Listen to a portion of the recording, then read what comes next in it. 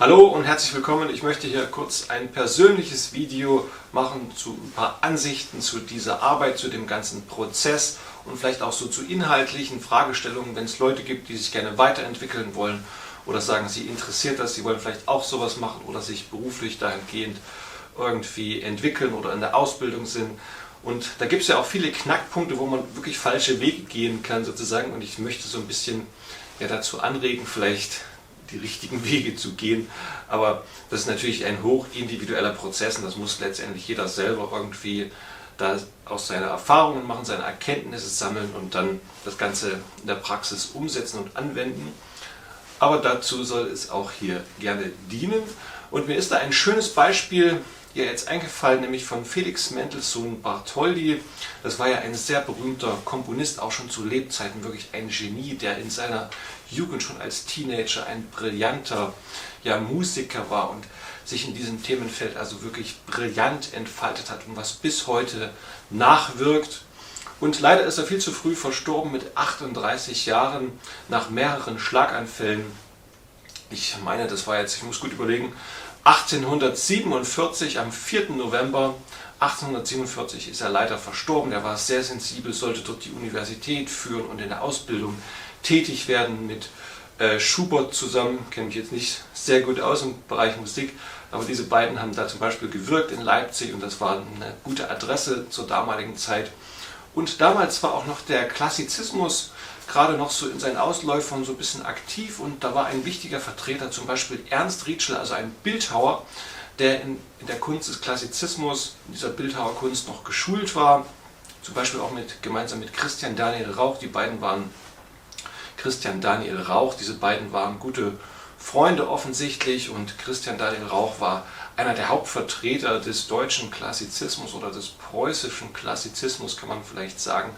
Zum Beispiel das Reiterstandbild unter den Linden von dem alten Fritz, hat er also geschaffen in jahrelanger Arbeit, das Ganze modelliert, das wurde dann abgegossen in Bronze mit verschiedenen Reliefen, Halbreliefen und Statuen ringsherum, die den Sockel säumen und letztendlich dieses komplizierte Reiterstandbild, woran er auch fast verzweifelt ist und sich bis zur Erschöpfung abgearbeitet hat.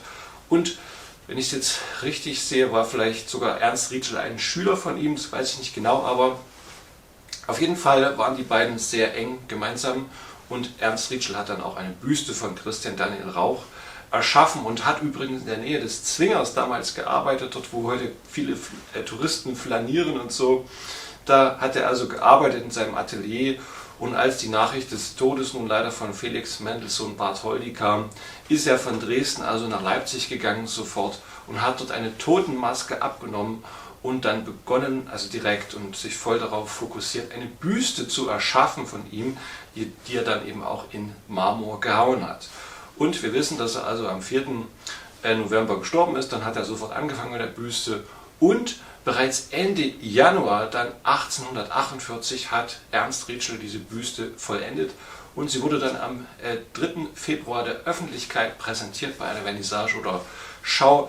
Wie es genau gewesen ist, weiß ich nicht, aber auf jeden Fall hat es dann die Öffentlichkeit zu sehen bekommen und da hat er also eine sehr brillante, also hochwertige Büste erschaffen. Grob gesagt 3 Monate Zeit hat er gebraucht, so lange dauert es also. Nur, dass man mal einen groben Rahmen hat, wie man das einzuordnen hat, vom Zeitaufwand.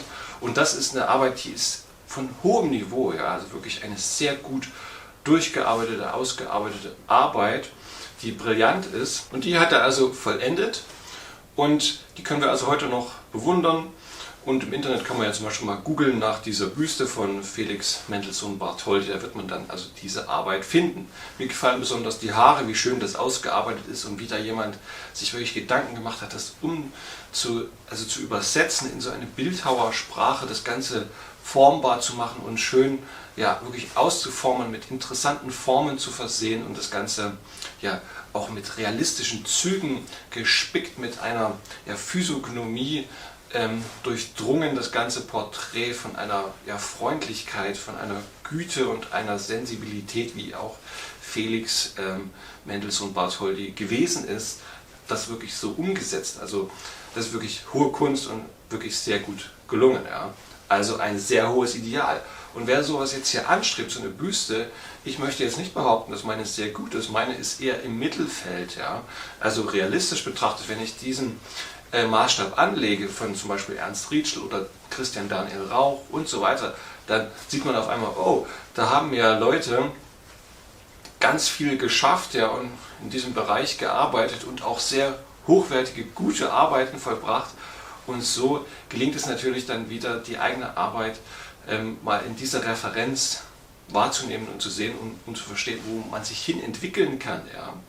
Das Problem ist, glaube ich, was viele von uns oder vielleicht auch mir manchmal widerfährt, dass wir dann denken, ja, also das ist ganz schön hoch, dieser Anspruch und diese Latte irgendwie, und dann stellt einen das selber so in Frage oder man lässt das vielleicht zu, ja, dass einen das in Frage stellt, oh, ich bin ja gar nicht so gut, und versucht dann irgendwie sich sozusagen dahin zu biegen oder so, dass man dann vielleicht denkt oder sich so verhält, als ob man schon da wäre, ja, weil einen das so angreift und man das nicht aushält, dass man da noch nicht ist, ja, beim Ideal, ja, und dann versucht irgendwie sich unantastbar zu machen, ja. Das ist ein Riesenproblem eigentlich, was ich so feststelle, und ja, viele Nachwuchstalente oder so in diesem Bildhauereibereich nennen sich ja auch sofort immer gleich so Bildhauer oder so, wenn sie irgendwie frisch von der Ausbildung kommen. Also mich lässt das eigentlich nur erkennen, ich bin und bleibe wahrscheinlich ein kleiner Schnitzer, ja, weil so viele gute Arbeiten wie die anderen Herren da früher mit den einfachen Mitteln abgeliefert haben, nur mit Handarbeit, das Ganze gehauen in einer wirklichen Hingabe, ja, also bin ich ja noch ganz schön entfernt davon, müssen wir schon ehrlich mal eingestehen, ja, dass wir da nicht ganz dran sind. Oder wenn man sich die Arbeiten von einem Bernini anschaut, ja, also da habe ich ja noch einiges vor mir, wenn ich diesen Maßstab sehe und wie gut und brillant das ist, ja. Und wir haben natürlich oft das Problem, dass wir schon denken, wir sind irgendwie fertig oder wir haben jetzt irgendwie eine Ausbildung gemacht und sind gut und richtig. Und also da ist noch hohes Entwicklungspotenzial, wo wir uns hinstrecken können. Und dazu möchte ich auch so ermutigen, ja. So eine Arbeit fordert mich natürlich auch heraus, wirklich mal die Grenzen auszureizen, bis wohin geht's. Also so viel zu arbeiten, wie man kann oder so gut wie man kann, ja. Es geht nicht darum, um seiner selbst willen irgendwie nur zu arbeiten, sondern um der Arbeit willen, ja. Und das ist ja letztendlich eine Dienstleistung. Und viele Künstler oder so Kunsthandwerker drehen sich dann oft darum, komme ich gut an, verdiene ich am Ende auch genug, und es geht immer nur um diese Dinge, auch in Diskussionen, wenn ich hier irgendwo, oder vor allem in Berlin, also haben mich ständig immer Leute gefragt, kann man denn davon leben, kann man davon leben, kann man, also es ist überhaupt nicht mehr diese Idee, ja, dass da irgendwie noch was, dass das einen höheren Referenzpunkt hat, das Ganze, wenn ich jetzt zum Beispiel die alten klassizistischen Bildhauer oder so zitiert habe. Ja, da kann man alles Mögliche zitieren oder meinetwegen die mittelalterlichen Kirchenbildhauer, die halt die sakralen Dinge geschaffen haben oder so. Ja. Ist auch hochinteressant, und da merkt man, da ist ein anderer Referenzpunkt ja nochmal, und die haben sich zu was anderem hingearbeitet. Ja.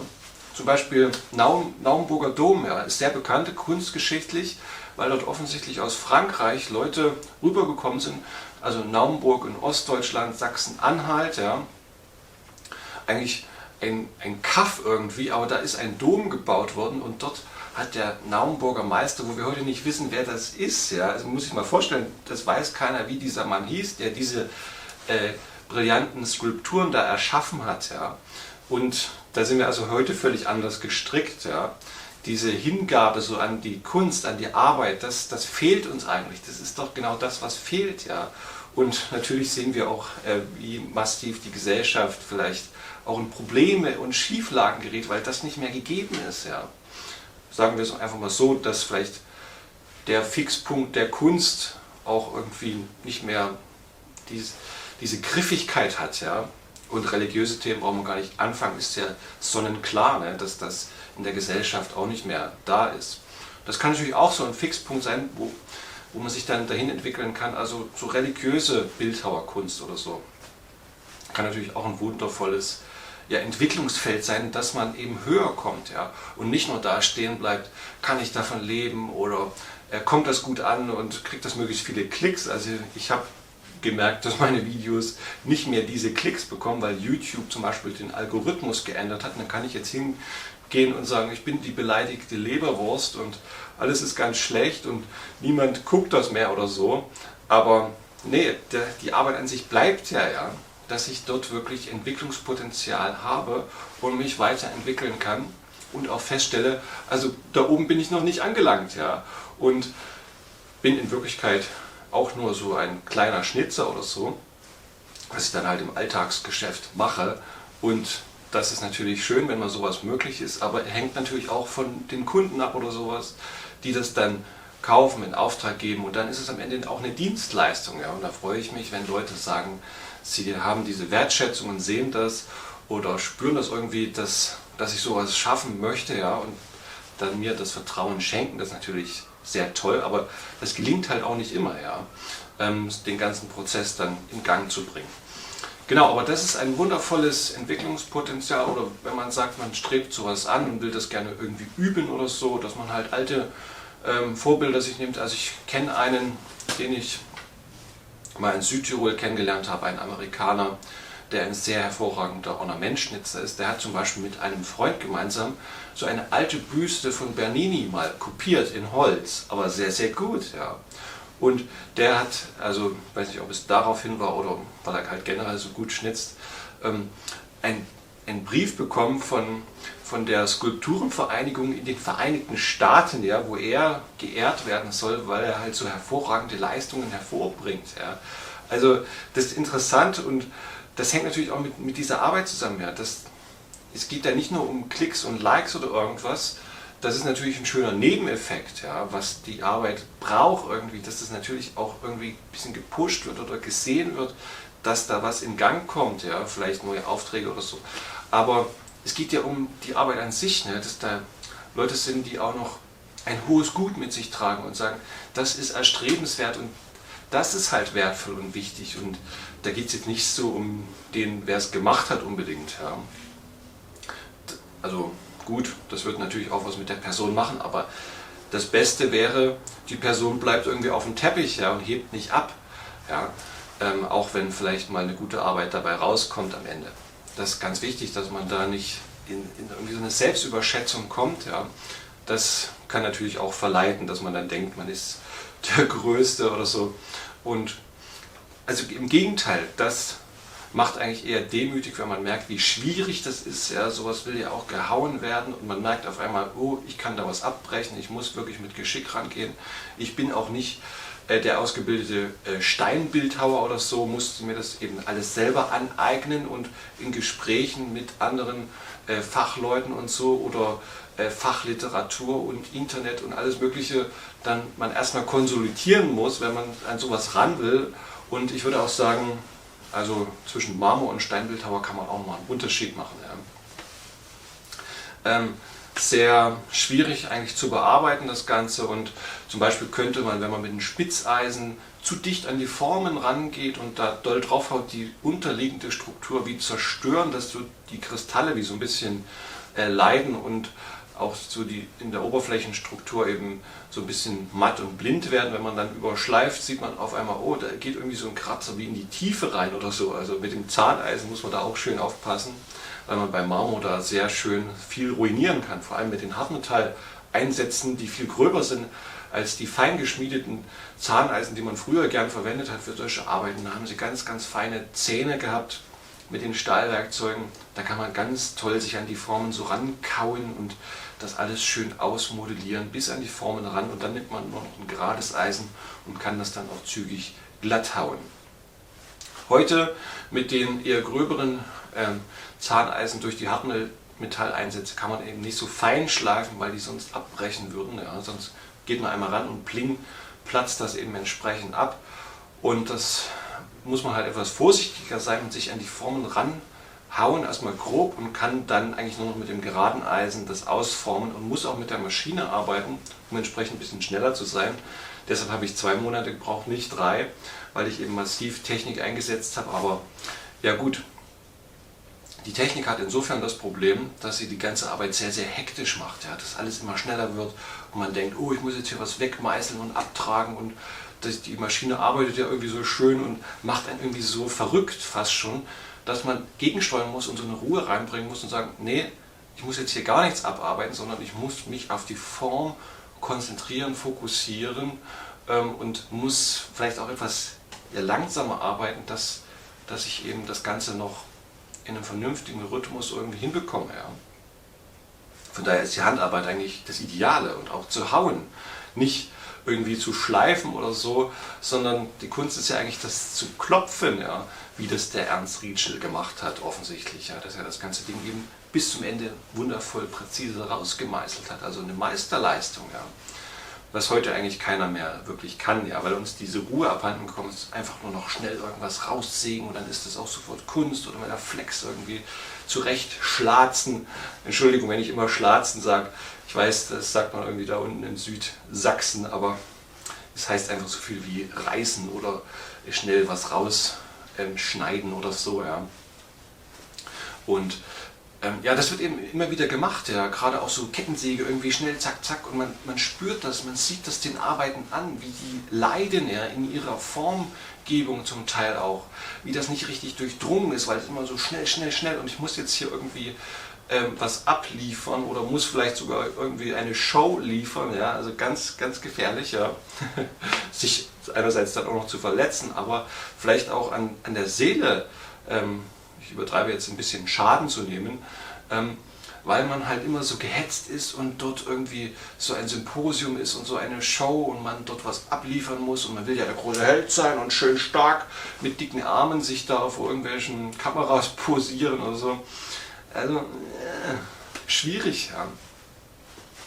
Es geht doch um die Arbeit an sich, das soll doch eine gute Arbeit werden und die Arbeit hat einen hohen Wert und es gibt hohe Ideale, ja, die wir gar nicht mehr erreichen. Ja. Warum sind unsere Arbeiten so massiv schlecht? Warum ist das alles so auf dem Niveau von erstem Lehrjahr oder so? So bleibt es doch irgendwo stehen, vieles. Ja.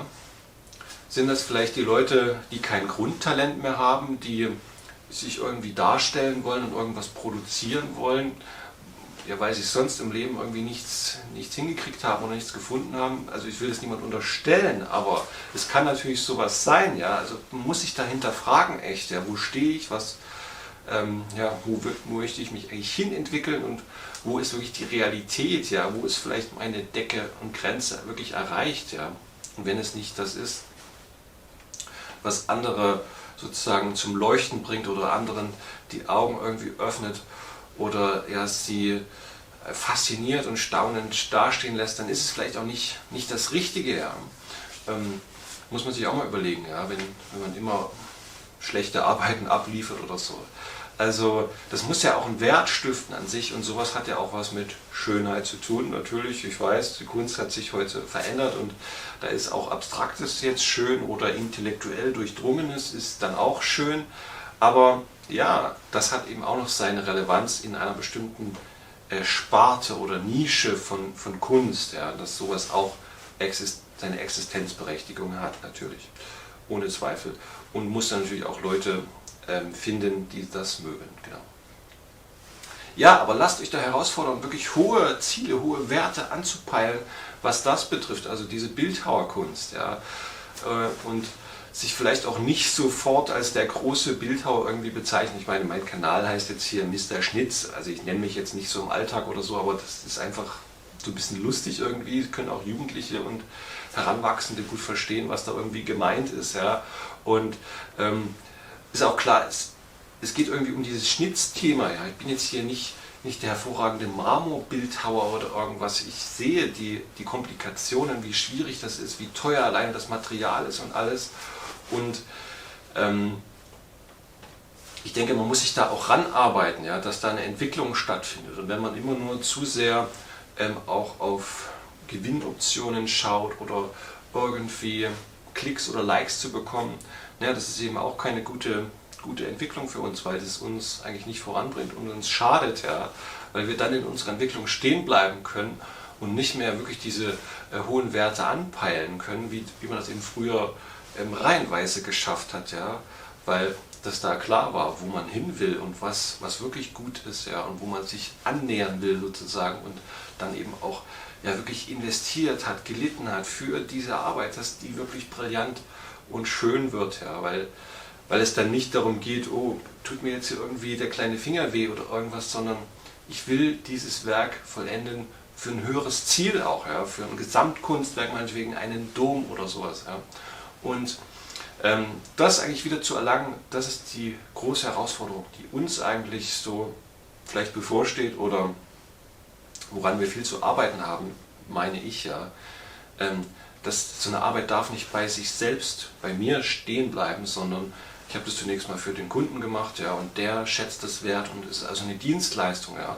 Das ist schon mal der erste Punkt vielleicht gewonnen, dass ich sozusagen das zu einem größeren Ziel hin erarbeiten und entwickeln kann, ja. Und wenn das vielleicht noch irgendwo in einem Gebäude oder so eingebaut ist oder für ein religiöses Ziel und so, dann habe ich natürlich noch mehr Sinngebung, kann ich dann mit dem Ganzen erreichen oder dort einbauen. Und das ist eigentlich erstrebenswert.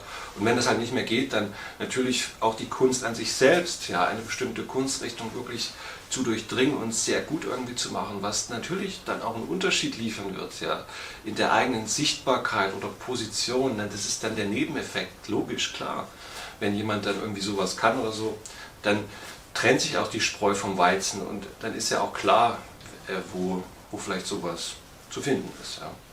Also, das wünsche ich eigentlich allen Kunstschaffenden oder die sich für sowas interessieren, das ganze Themenfeld weiterzuentwickeln, hohe Ideale zu haben, Fixpunkte zu haben, die vielleicht auch so einen übersteigen, wo man nicht das Ziel erreichen kann, ja, wo man sich wirklich immer bewusst ist, okay, ich unterschreite das irgendwie. Ja. Das ist eigentlich ideal, weil ich dann immer die Richtung klar habe. Wenn ich mir einbilde, vielleicht ein Ziel erreicht zu haben oder es tatsächlich erreiche, kann ich natürlich auch eine Orientierungslosigkeit haben. Also ist es natürlich auch gefährlich, entsprechend kleinere Unterziele zu verabsolutieren und sich dann einzubilden, ich bin ja jetzt besonders gut und habe irgendwie was erreicht oder so. Und man lügt sich dann vielleicht auch in die Taschen und glaubt, man hat das große Ganze erreicht und wäre besonders gut oder so. Aber das Gegenteil ist eigentlich oft der Fall, ja. Dass sowas natürlich auch offenbart, wo ich wirklich stehe. Ja. Und die Arbeit ist natürlich nicht so gut wie die von Ernst Rietschel in der Proportion. Im Realismus ist sie natürlich nicht so, sondern vielleicht noch mehr eine Interpretation dieser entsprechenden Person, die das sein soll. Und Ernst Rietschel hat sich da schon wesentlich mehr angenähert an den wirklichen Felix Mendelssohn Bartholdy. Ja. Und dann kann man sich natürlich auch gut einschätzen. Man darf halt nicht in die Falle tappen, zu sagen, oh, der hat so eine tolle Arbeit gemacht, das stellt mich jetzt in Frage und jetzt fühle ich mich irgendwie unsicher und so. Ich möchte aber eigentlich unantastbar sein und stelle mich jetzt als den großen Held dar oder so, der das alles auch kann und sehr gut hinkriegt oder so. Könnte man ja jetzt auch hergehen und sich irgendwie so darstellen, wie etwas größer als man selber ist, ja, also sich etwas zu groß darstellen, um das irgendwie zu kompensieren, dass man da so eine Unsicherheit hat. Und noch nicht das Ideal wirklich erreicht hat. Ja. Also sehr gefährlich und diese Spanne, die da entsteht zwischen dem, wo ich wirklich stehe und was der große Fixstern ist, das beschreibt natürlich Potenzial, wo der Mensch sich hin entwickeln kann. Ja. Und das ist sehr wichtig, das zu haben. Ja. Und von daher peilt hohe Ziele an, peilt Ideale an oder auch gute Arbeiten, alte Meister zu studieren oder nachzuahmen und so. Und da wirklich sich ranzuarbeiten und höher zu strecken, so hoch es geht. Denn das tut den Menschen auch gut, gute Dinge zu vollbringen. Okay, ich denke, das war ein bisschen hilfreiches Video, besonders für die Jüngeren vielleicht, die das noch alles vor sich haben und da was entwickeln wollen. Tut es gerne, auch wertschätzen, mit anderen teilen oder schreib einen Kommentar, was du für Erfahrungen gemacht hast, wo du vielleicht da mit dem ganzen Themenfeld Schnitzen, Bildhauerei und so weiter stehst oder was du noch beitragen möchtest, dann schreib das gerne unten rein. Ansonsten freue ich mich, wenn es dir persönlich geholfen hat. In diesem Sinne, alles Gute, euer Simeon Decker.